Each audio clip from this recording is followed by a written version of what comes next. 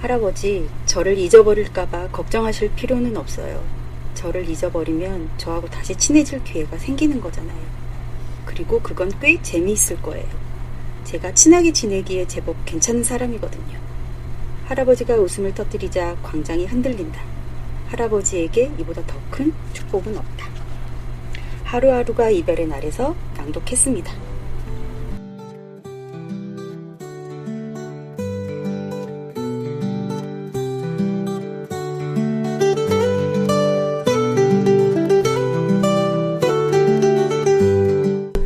함께 읽는 각자의 이야기 책팟.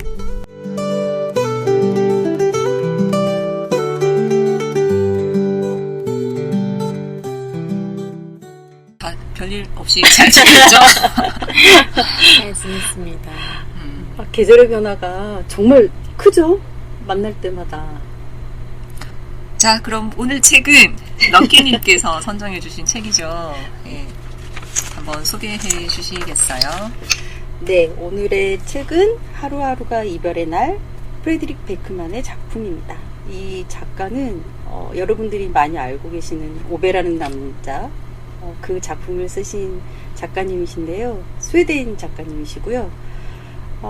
이전 작품들을 많이들 읽으셨겠지만 그 전 작품들은 되게 스토리가 흥미진진하고 캐릭터들이 되게 부각이 되는 작품들이었거든요. 그래서 가독성이 너무나 좋은 그런 작품이었는데, 이 작품은 이 작가의 그전 작품들과는 약간 결이 다른, 뭐랄까요, 약간 동화스러운, 그리고 되게 생각을 많이 하게 만드는, 어떤 분이 그러지만 여운이 많이 남는, 여백과 여운이 많이 남는 그런 작품인 것 같아요. 이 작품의 줄거리를 간단히 소개하자면, 이 작품에서의 주된 인물은 할아버지와 그의 손자 노아죠. 할아버지는 알츠하이머병을 앓고 계시는데, 그 할아버지가 앓고 계시는 그 병의 특성상 기억이 자꾸 사라지죠. 소멸되죠. 그래서 그 소멸되는 과정을 할아버지가 되짚어가는 과정을 그 손자 노아와 같은 시간을 보내고 대화를 하면서 되짚어 보기도 하고 그리워하기도 하고 그런 과정들을 거치는 이제 작품인데요. 나이 차이가 제법 나는 할아버지 손자의 관계이지만 인생의 철학을 같이 얘기하고 그걸 같이 공감해주는 관계, 그래서 영혼의 동반자라고 저는 생각을 했는데, 둘의 그 사상과 철학에 있어서 뭔가 끈으로 연결되어 있는 듯한 느낌을 받았어요. 그래서 할아버지가 기억을 잃어가는 과정에서 할아버지가 주로 얘기하는 가족의 사랑, 때로는 미안함, 그리움, 이런 것들을 얘기할 때 그 손자가 그거를 잘 받아주고 공감해주면서 할아버지의 그 옛날 추억을 좀 보듬어주고 쓰다듬어주는 느낌? 그로 인해서 할아버지가 좀 치유가 되기도 하고 그 가족과의 이별 작별을 잘 준비하는 느낌을 받았어요. 아름다운 철학 동화 같다라는 느낌을 받았습니다. 어떠셨나요? 저 어제자 신문에서 봤는데 우리나라 노인들의 그 말년에 가장 두려워하는 질병으로 1위가 치매더라고요.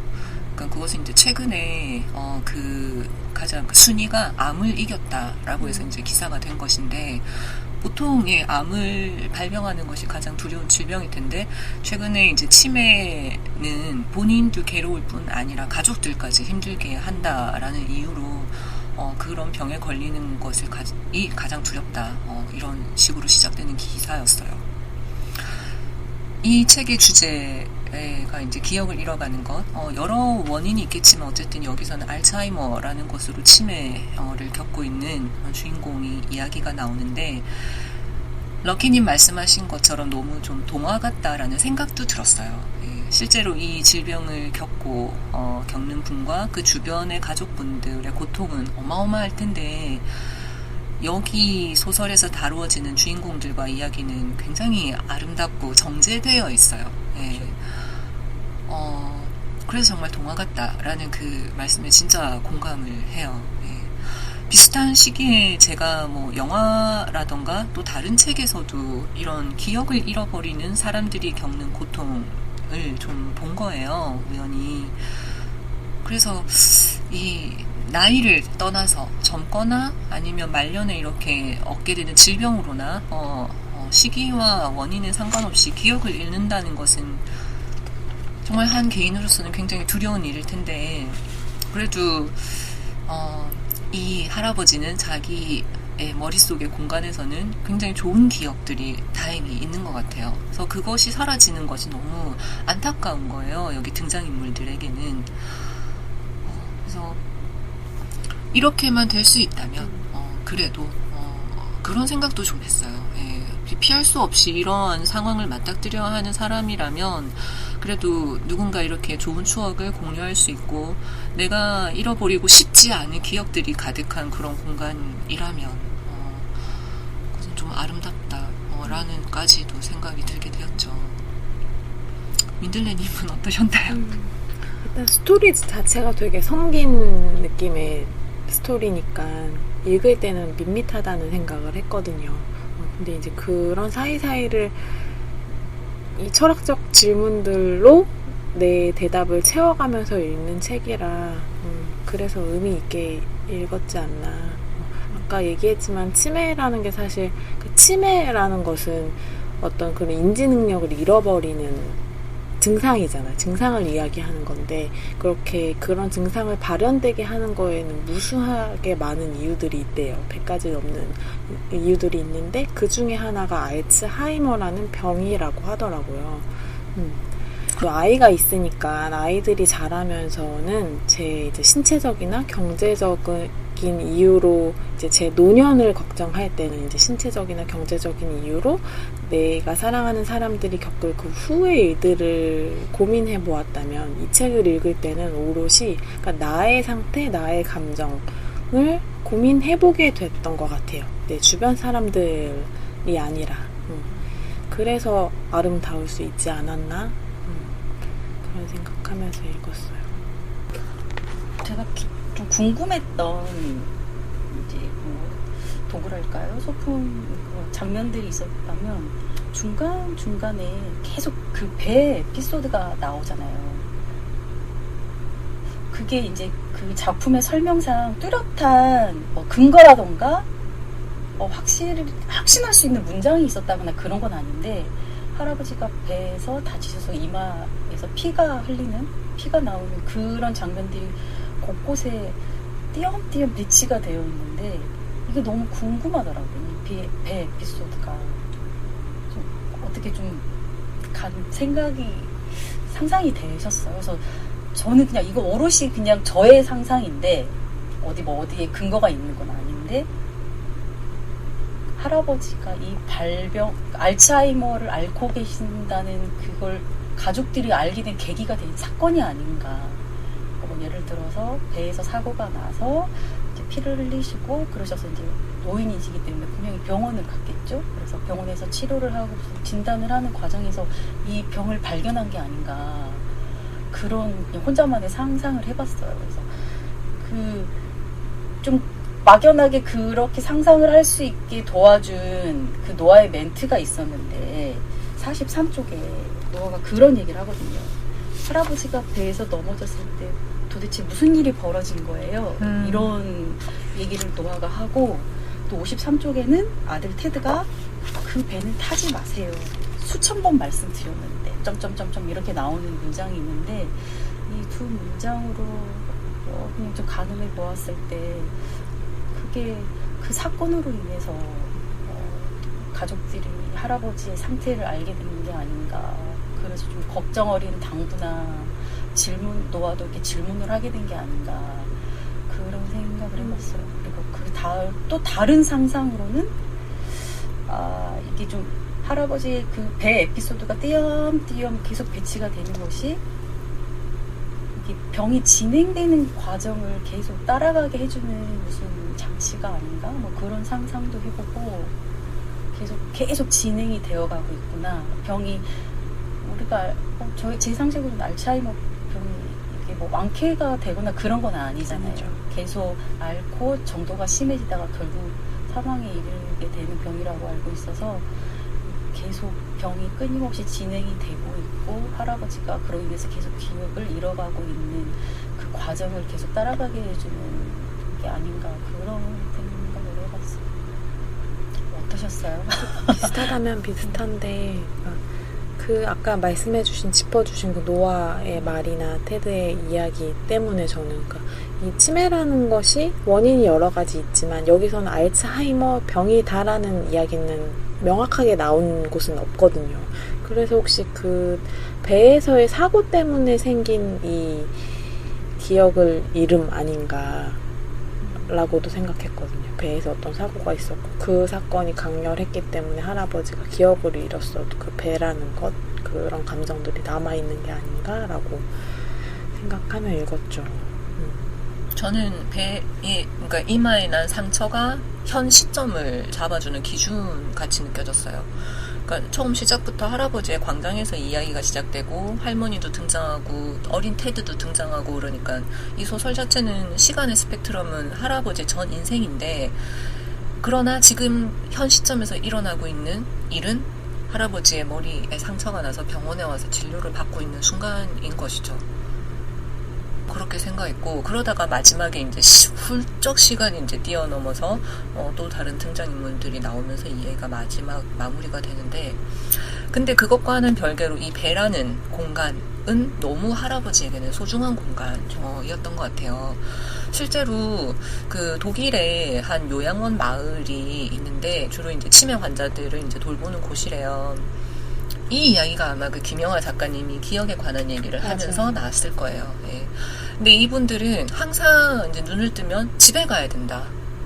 라고 이제 말씀하시면서 계속 나가시는 거예요. 이 요양원 밖을. 그러니까 보호사들은 계속 간병인들은 잡으러 이제 돌아다니고 하는데 그래서 그 요양원에서 한 가지 아이디어를 낸 것이 가짜 버스 정류소를 만든 거예요. 아, 본 것 같아요. 그죠? 예, 그죠. 그러니까 집에 가려면 버스를 타야 되니까 어디 막 다른 곳으로 가지 않고 결국엔 그 버스 정류소에서 모든 분들이 만나게 되는 것이죠. 그래서 간병인들은 거기에 가서 아유 오늘은 버스가 갔나 봐요. 그래서 오늘은 이제 되게 그러니까 다시 보호소로 돌아가서 주무시고 내일 또 한번 와봅시다. 뭐 이렇게 이제 데려가는데 그 기억이 사라지는 와중에도 꼭 이제 가게 되는 그 장소로서 이제 버스 정류소가 역할을 하게 된 것이죠. 어느 순간부터는.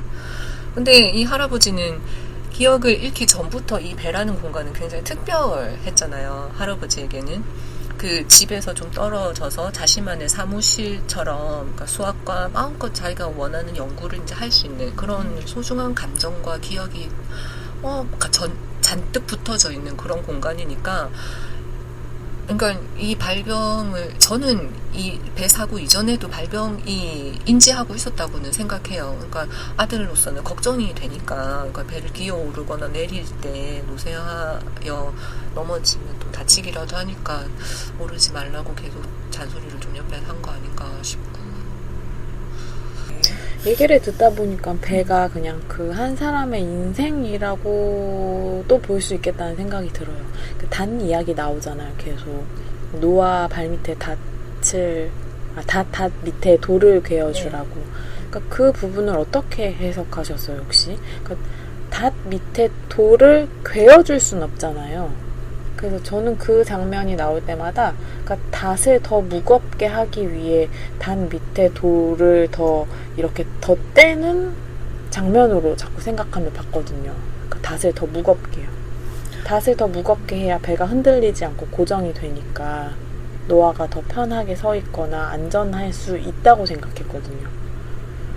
저는 닻을 이 막대기 끝에 이제 고리가 달려있으면 어차피 이 배는 무추로 나와 있으니까 이 닻이 이 자체가 배에 비스듬히 아마 서 있었을 거예요. 그러니까 노아가 이 배 안에 들어올 수 있는 허락된 시간은 이 닷보다 키가 작을 때까지만이라고 조건이 있으니까 노아가 점점 이제 성장하니까 이 막대기보다 이제 키가 커지면 배에 노아는 들어올 수 없게 되니까 할아버지는 계속 이 닻의 키를 크게 만들어 주는 것이죠.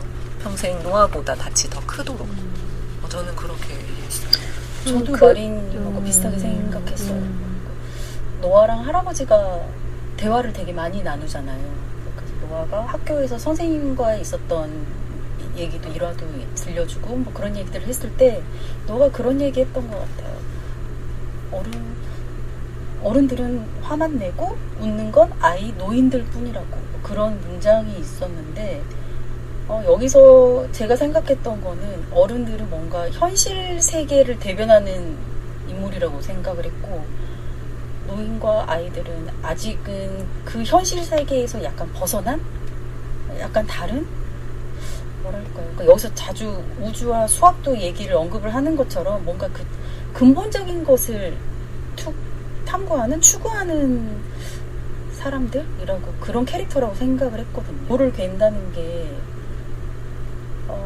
그러니까 답보다는 작아야 아직 어린아이 아이의 느낌이 있어서 할머니 할아버지는 그렇게 해서라도 그 노아의 그 어른이 되는 거를 좀 늦추고 싶었던 건 아닌가. 아이로 좀 더 머물고 있었으면 그래서 아직은 어른이 되는 시간을 조금 더 늦췄으면 그래서 할아버지는 노아와 좀 그런 얘기를 더 즐기고 싶어하고 대화를 나누고 싶어하고 그런 마음에 아까 그 마리님이 계신 것처럼 돌을 개어서 물론 겉으로 드러나는 것일 뿐이긴 하지만 그 돌을 갠다고 해서 노아가 성장을 하지 않는 건 아니지만 그래도 할머니 할아버지의 마음에서는 그 돌이라도 개어서 노아가 어린이 되는 그 시간을 조금이라도 더 늦추길 바라는 건 아닐까 그런 소망, 희망이라고 생각을 했어요. 할아버지 할머니들의 좀 유머 코드 드러나는 부분이기도 한 것 같아요. 그런 마음들이 표현되는 것이죠. 테드와 노아를 계속 혼동해서 할아버지가 아들이 테드인데 테드에게 이야기하는 것도 좀 짠했어요. 여기서 보기로는 테드는 굉장히 이제 글쓰기에 관심이 많고 기타도 치고 좀 문학 소년 같은데 아버지는 항상 수학 그리고 우주 이런 것에 관심이 많으니까 부자간에 테드가 어린 시절에는 별로 소통이 원활하진 않았겠다라는 생각이 들어요. 오히려 손자 노아와 굉장히 이제 결이 통하시는 것 같고 그러니까 테드는 테드 나름대로 그런 면들이 좀 서운한 것들이 있었던 것이 언뜻 이제 비치죠. 그래서 할아버지는 버럭 학교 생활이 어떠냐 수학은 어떠냐 사춘기 때 참 많이 힘들었을 거예요. 네. 그래서 그 사이사이에 할아버지와 노아의 대화가 너무 좋더라고요.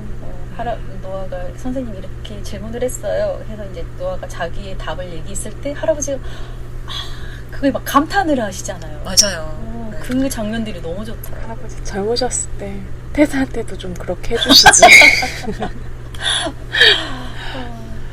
정말 그 민들레님의 그 해석은 상상을 1도 못했어요. 그래서 그래? 근데 진짜 민들레님은 엄청 감수성이 풍부하신 것 같아요. 나는 현실적으로만 생각하잖아요. 눈에 보이는 것만. 문장을 분석하잖아요. 분석하고 이렇게 눈에 그려진다. 근데 정말 민들레님은 그 너머를 생각하시는 것 같아요. 작가들이 아주 좋아할 것 같아요. 애독자. 그래서 할아버지는 배로 계속 돌아가고 싶어 하시는 거고 집으로 계속 돌아가고 싶어 하는 그런 치매 환자분들은 그만큼 내 집, 내 가정이 내 인생에서 가장 중요했던 게 아니었을까라는 생각하면서 읽었죠. 나는 그래서 그렇게 기억을 잃는다면 어디로 돌아가고 싶을 것인가 또 생각해보고 답이 나왔어요? 큰일이네. 질문 아닐 것 같아. 큰일이네요.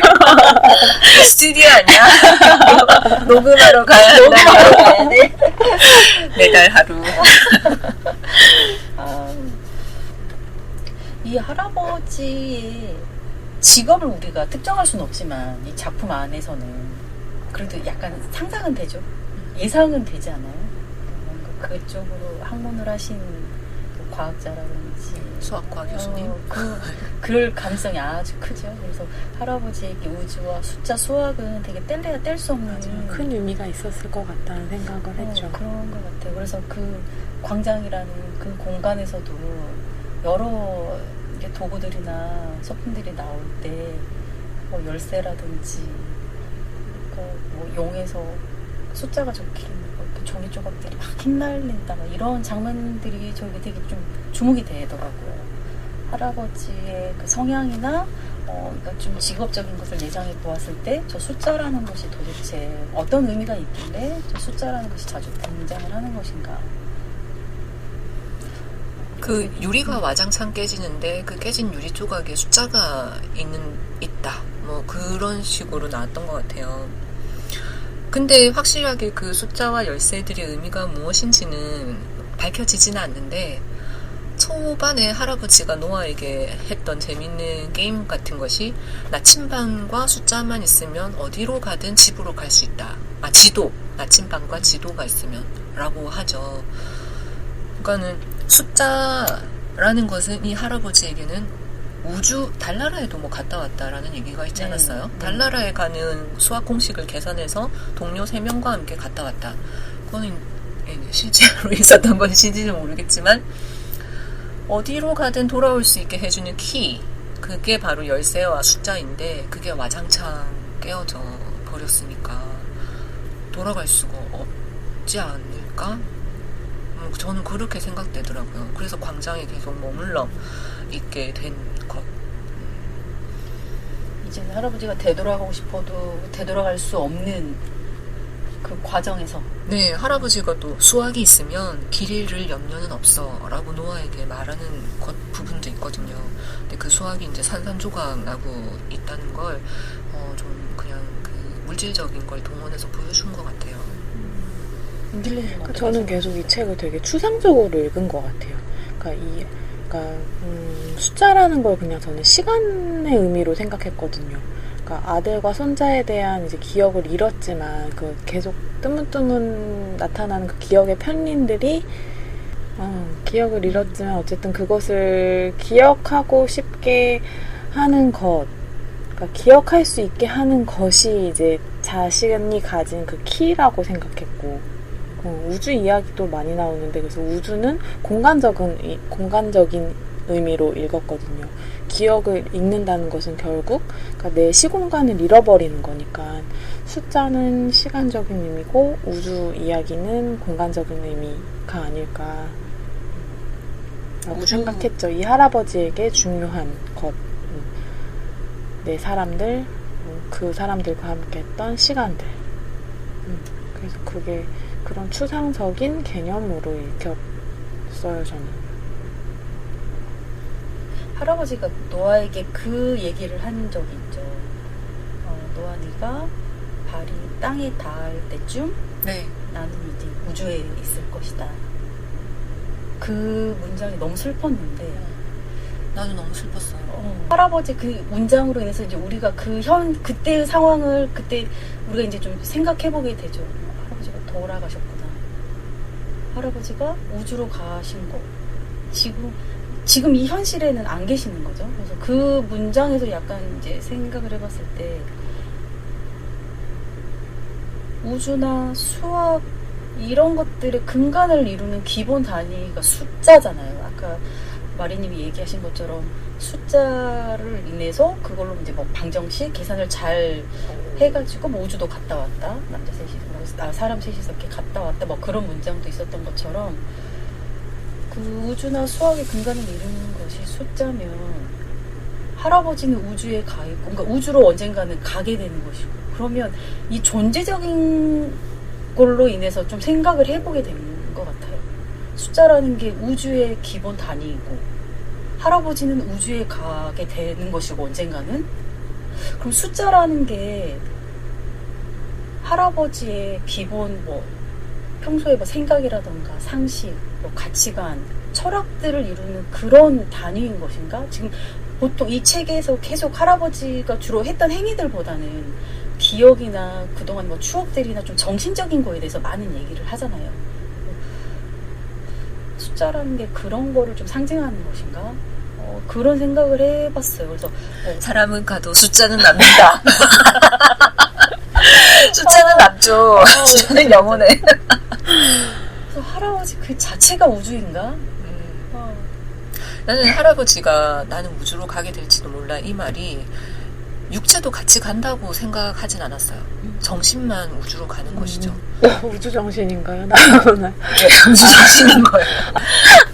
그래서 이 작품에서 주로 작가가 얘기하고 싶었던 게 그 기억에 관한 것들과 이제 그 기억들이 소실되고 상실되어가는 그 과정들을 이제 가족들과의 시간을 통해서 이제 그걸 얘기해 주시고, 그리고 마지막에는 이제 그 사랑에 대해서 언급을 해 주신 것 같은데, 우리가 헤어지지만 이게 영원한 이별은 아니다. 우리는 사랑이 남아있는 것이고, 영원한 헤어짐은 아니다라는 것을 언급해 주신 것 같은데, 제가 해석을 하기로는, 그래서 우주라는 그 공간을 자주 언급을 하시는 게 아닌가라는 생각을 했어요. 우리가 육신은 이제 죽어서 헤어지지만 이게 영원한 이별이 아니라면 두려워하지 않아도 된다. 너무나 많이 슬퍼하지 않아도 된다. 그렇게 좀 얘기를 해주신 게 아닌가, 작가는. 그래서 여기에 그 사랑과 희망적인 것을 같이 보았다고 할까요? 너무나 슬퍼하지만은 않아도 된다라는 좀 그런 걸 본 것 같아요. 작가님 얘기해 주신 것 같은. 여러 문화 작품들을 읽다 보면 결국 삶과 죽음은 그냥 같은 것이라는 의미로 해석되는 책들이 있잖아요. 그 제목도 사실 이것의 제목도 그런 결이 아닐까. 하루하루가 이별의 날이라는 것이 지금 살아가는 하루하루가 삶이자 죽음이라는 의미로 읽혔지 않나. 그래서 이 원작의 제목과 우리나라의 제목이 의미가 다르잖아요. 네. 그래서 처음에 읽었을 때는 그 원작의 제목에 좀 집중해서 읽었던 것 같아요. 할아버지가 기억을 잃어가시고, 하지만 다시 좀 자기 원래 생활을 찾고 싶어 하시고, 근데 그런 과정들이 점점 힘들어지고 고통스러워지고, 그걸 지켜보는 가족들도 힘들어하고, 좀 이런 거에서 집중을 해서 읽었었는데, 이 책을 좀 여러 번 읽고 나니 하루하루가 이별의 날, 이 우리나라의 원 제목에 이제 저는 더 집중이 되었는데, 우리 지구상 이 현실에서는 매일 이별을 하는 것 같이 보이지만 이게 끝이 아니지 않나. 우리에게 끝은 없다. 이게 작별이지만 작별이 아니다라는 그런 해석을 해보게 되었어요. 제목상으로. 우주라는 공간이 있기 때문에. 네. 아까 얘기했듯이 할아버지 그 자체가 한 사람 한 사람이 하나의 우주라면, 우주에 돌아간다면, 아니면 원래 우주로 존재하게 된다면, 여기서 육체적인 이별은 그거에 비하면 좀 의미가 좀 작아지는 게 아닌가. 잠깐의 이별 같기도 하고, 영원한 이별은 아니다. 할아버지 아내가 참 재미있는 존재죠. 너무 사랑스러워요. 논리적이고 수학적인 것에 집중하고 거기에 올인되어 있던 할아버지가 의외의 존재를 만나서 사랑에 빠진 거죠. 그래서 되게 그 뒤로도 의아해하잖아요. 어떻게 저런 사람이 나를 사랑하게 되었을까? 나와 함께 하게 되었을까? 그걸 더 의아해하는 할아버지인데, 그래서 그 기억 속이든 이제 그 원래 있었던 현실 속에서의 상황이었던 간에 그 할머니와의 대화에서 그 지름길이라는 단어가 반복해서 나오는데, 그러니까 이게 되게 뭐랄까요, 그냥 보수적이고 빡빡했을 것만 같은 이 남자에게 할머니는 되게 다양한 자극이 되어주는 그런 존재였을 것 같은데, 그래서 할아버지의 가치관이나 철학으로만 봤을 때는 길이 정해져 있었을 것 같아. 자기가 그러니까 병으로 인해서든 아니면 평소에 자기의 상황으로 인해서든 뭔가 자기만의 뚜렷한 길, 확고한 길, 정해진 길이 있었을 것 같은데, 할머니와의 그 시간들과의 그 추억들은 뭔가 다른 길을 제시해주는? 너무 재밌다. 약간 그 지도에 나와 있는 길에서 벗어난. 네. 그렇게 생각 못했는데. 돌아가기도 하고, 거슬러 가기도 하고, 네. 앞지르기도 하고. 그래서 너무나 다른 존재가 이 할아버지에게 주는 자극들이나 시간들이 이 할아버지의 삶을 더 풍부하게 해주고, 그래서 수학적인 것, 공식적인 것이 아닌 그 감정적인 것들이 더 응축이 돼서 이게 그 기억의 공간, 광장으로 간 것이 아닌가. 감정적인 것들이 모여있는 곳. 정말 좋은 해석인 것 그런 같아요. 생각을 해봤어요.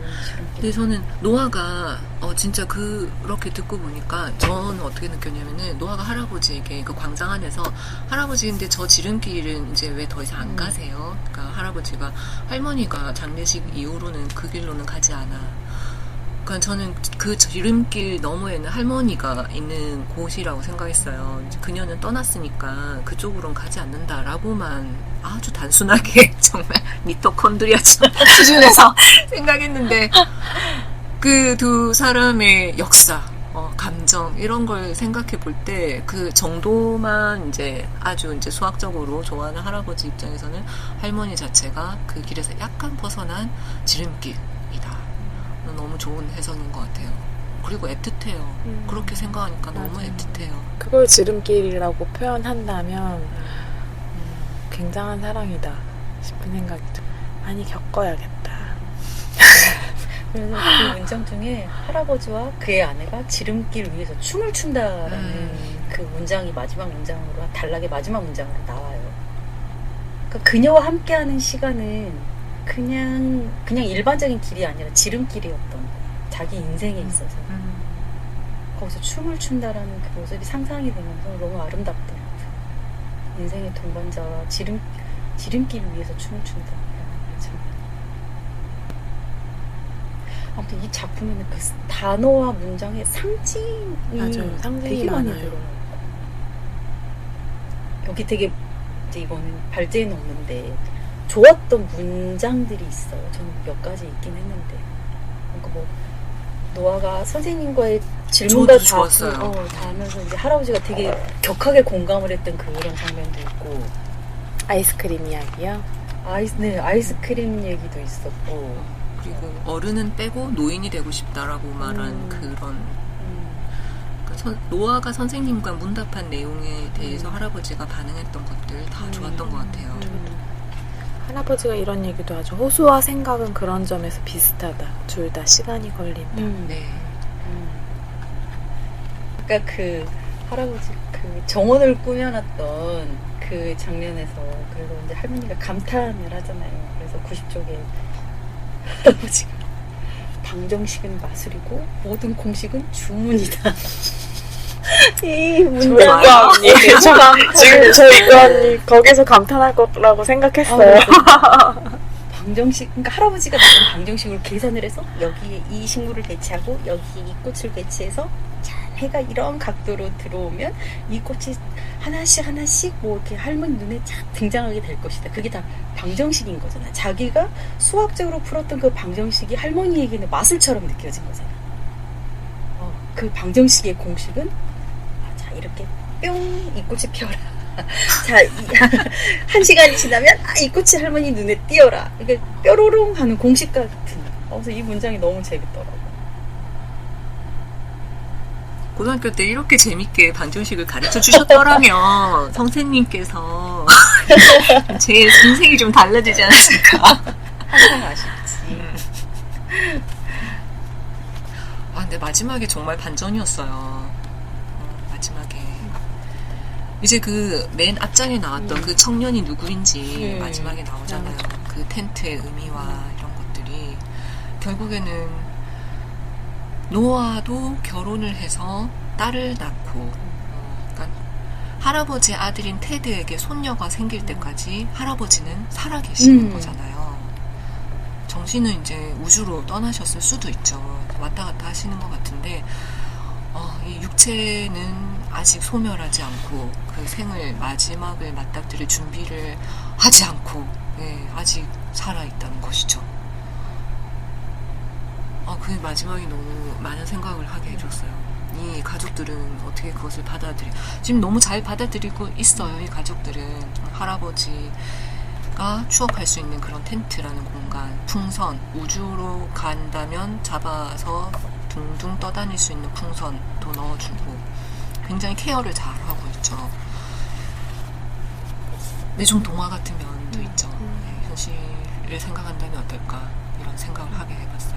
제가 처음에 읽었을 때는 캐치를 못했던 곳이었는데 좀 두세 번 읽으면서 이제 나중에서야 눈에 들어왔는데 처음에 그 할아버지의 기억의 공간, 이 광장이 원형으로 꽉 찬 원형의 공간이었단 말이죠. 거기에 이제 자기 뭐 추억이나 기억하고 싶었던 것들이 가득 차 있는 원형의 공간이었는데 그게 나중에는 작은 네모난 사각형 텐트가 된 것이에요. 이게 우리 원형에 좀 의미가 있잖아요. 도형에서 완벽한 도형이라는 그런 의미가 있는데 그게 결국은 쪼그라들고 작아져서 그 작은 텐트 그것도 네모난 모양이 되었다는 게 그 시간의 흐름이 또 그 이제 노아가 딸을 낳을 정도는 시간이 꽤 많이 흘렀다는 것인데 그동안에 그렇게 그 모양이 달라졌을 그거를 상상해 보니까 좀 안쓰럽고 슬프기도 하고 그랬던 것 같아요. 그래서 이 작가의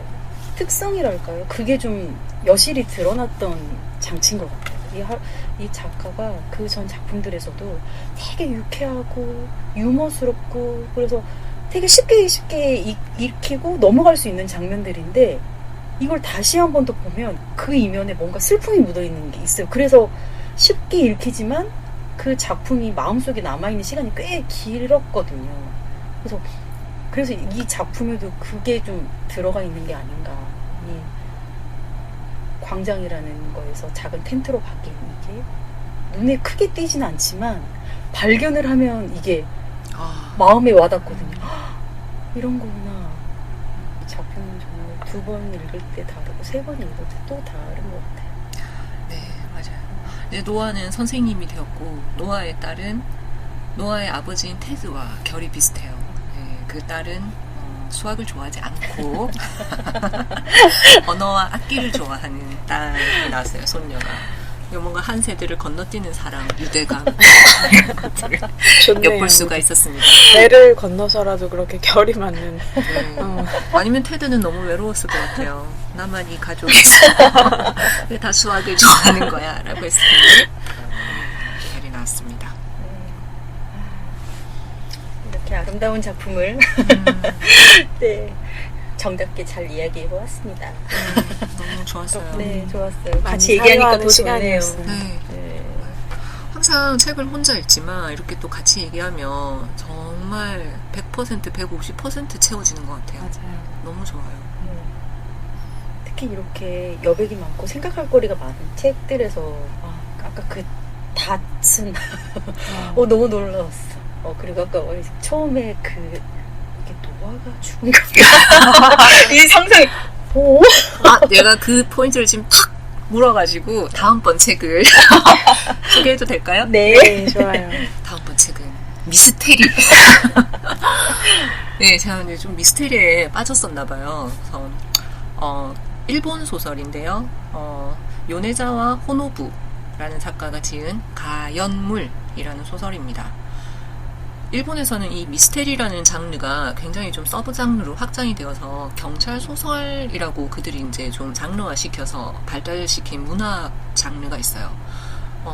히가시노 게이고라고 굉장히 이제 유명한 작가는 국내에도 많이 소개가 되었을 텐데 이 요네자와 호노부 작가는 그닥 소개는 많이 안 되어 있지만 차세대 굉장히 경찰 소설을 이끌어갈 인물로 각광을 받고 있다고 합니다. 그래서 저는 이거는 이제 처음 읽어본 건데 굉장히 달랐어요. 편하게 책장에 씩씩 넘겨가는 건 순 아니에요. 네. 그러니까 보통 경찰물이라면 일단 살인사건 발생하죠. 그리고 이제 누군가가 나와서 추리를 하기 시작하고, 그럼 굉장히 속도감 있게 사건이 전개되면서, 사람들이 이제 따라가게 마련인데, 굉장히 이제 속도감 있게 읽혀지지는 않아요.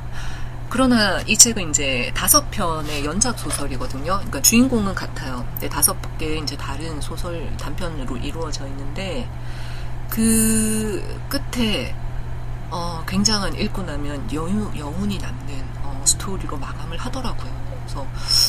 그래서 꼭 우리 책팟 모임에서 한번 다뤄보고 싶었고, 네, 그래서 7월이죠. 네, 이제 여름이 되면 약간 이제 맞춤하네요. 계절에 딱 맞는 네, 좀 작품이네요. 서늘한 어떻게 살인과 저는 이제 8월인데 그때는 뭔가 11월 정도에 맞아요. 신이 나와야 하나? 너무도 나와요. 네, 좀 재밌을 것 같네요. 그것도. 어쨌든 한 달 동안 이 가연물 잘 읽어보시고 우리는 또 7월에 만나서 녹음을 진행하도록 하겠습니다. 네, 재밌게 읽겠습니다. 너무 기대가 되는 작품이네요. 네, 수고하셨습니다. 수고하셨어요. 즐거웠습니다.